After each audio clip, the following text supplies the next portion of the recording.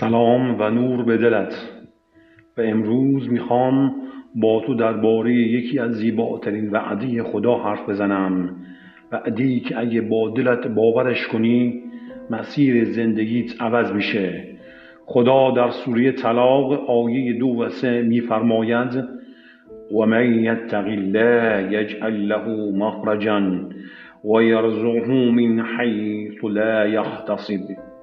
یعنی هر کس از خدا پروا کند، خدا برایش راهی از رهایی می‌گشاید و از جایی که گمان نمی‌برد روزیش می‌دهد. چه وعده‌ای زیباتر از این! خدا نگفته از زحمتی که می‌کشی یا از جایی که حساب باز کردی، گفته از جایی که حتی فکرش را نمی‌کنی. رزق واقعی نتیجه ایمان آدمه، نه دوندگی بی هدف، نه ترس از فردا. تقوا یعنی چه؟ یعنی حضور خدا در تصمیم‌ها و نیت‌هامون. یعنی وقتی دلتنگی به جای ترس یاد خدا می‌کنی.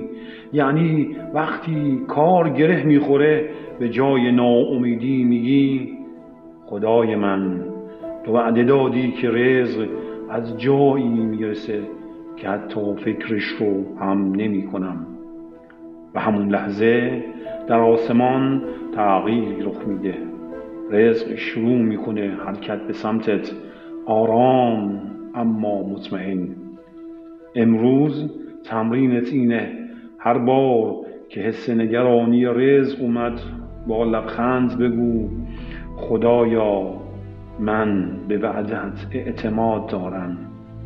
همین جمله در رو باز میکنه، چون ایمان کلید گشایشه.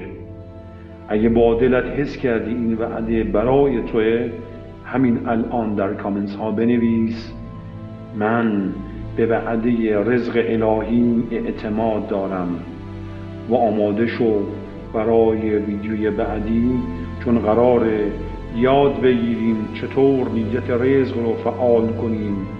یعنی نیتت رو با نور الهی همجهت کنی تا رزق خودش به سمتت بیاد. من مصطفی از راز رزق، نور، آرامش و برکت همراهت.